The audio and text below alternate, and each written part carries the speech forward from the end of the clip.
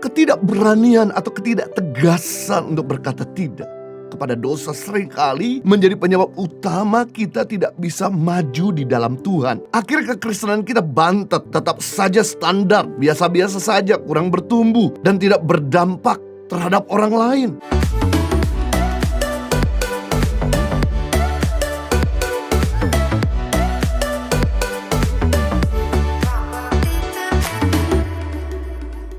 Kalau kita sedang dengan sebuah judul khotbah, saya beri khotbah saya pada saat ini dengan tema berani berkata tidak. Untuk berkata tidak, jauh lebih sulit dibandingkan berkata ya. Karena antara kita pasti ada yang punya sifat tidak tega untuk menolak sesuatu karena takut menyakiti. Namun kadang hal seperti itu malah berdampak negatif kepada diri kita sendiri. Kadang kamu pun perlu memprioritaskan dirimu ketimbang orang lain. Banyak orang-orang yang merasa gak enak hingga terpaksa melakukan hal yang ia tidak sukai. Kadangkala juga ungkapan tidak enak ini agar Anda diakui sebagai orang yang baik hati di hadapan mereka. Padahal dalam hati Anda sangat menyesal mengatakan iya. Sesungguhnya berani berkata tidak justru bisa menimbulkan banyak dampak yang positif bagi kita. Salah satu kunci menjadi orang sukses adalah berani mengatakan tidak. Sebab ditulis smartmoney.co, psikologis Daniel Lee Rothschild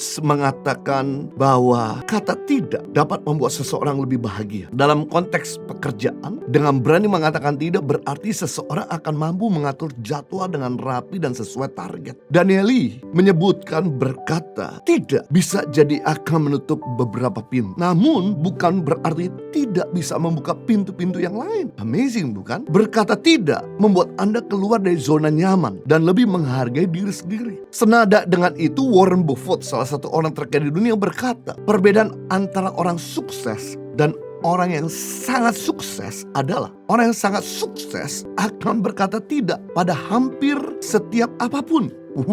Luar biasa. Jadi ayo kita perlu melatih diri kita untuk berkata tidak selalu yes. Firman Tuhan berkata dalam Matius 5:37, jika iya hendaklah kamu katakan ya, jika tidak hendaklah kamu katakan tidak. Sebab apa yang lebih daripada itu berasal dari si jahat. Nah, kita Matius pasal 5 ini adalah undang-undang dasar kerajaan Allah, yang dimana Yesus mengajarkan kepada banyak orang, jika kamu merasa benar ya kamu katakan ya, namun jika kamu merasa tidak benar ya kamu katakan tidak, karena lebih daripada itu akan menyusahkan dirimu. Nah, saya mau bagikan kepada semua keuntungan jika kita berani berkata tidak, agar hidup Anda gak susah lagi, gak terbeban karena sungkan berkata tidak.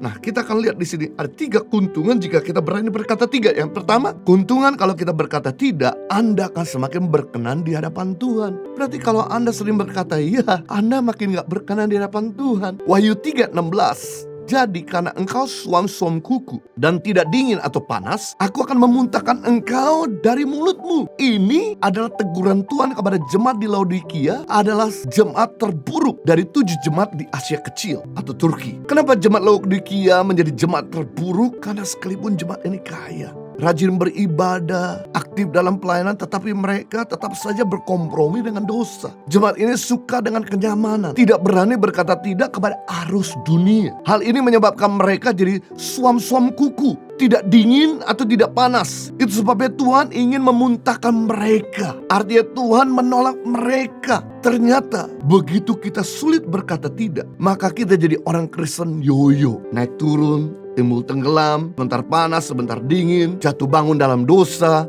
Hal ini membuat Tuhan menjadi marah. Ketidakberanian atau ketidaktegasan untuk berkata tidak kepada dosa seringkali menjadi penyebab utama kita tidak bisa maju di dalam Tuhan. Akhirnya kekristenan kita bantet, tetap saja standar, biasa-biasa saja, kurang bertumbuh, dan tidak berdampak terhadap orang lain. Apalagi dalam budaya timur, seringkali kita merasa sungkan dan sulit sekali menolak ajakan orang, walaupun kita tahu ajakan itu untuk melakukan tindakan yang menyimpang dari kebenaran. Impact Community Indonesia mengadakan 2 kali ibadah onsite setiap hari Minggu pukul 9 dan 11 waktu Indonesia Barat di MOI, Mall of Indonesia Kelapa Gading, lantai P3. Kedua ibadah disertai ibadah anak dan ibadah remaja. Pastikan kehadiran Anda.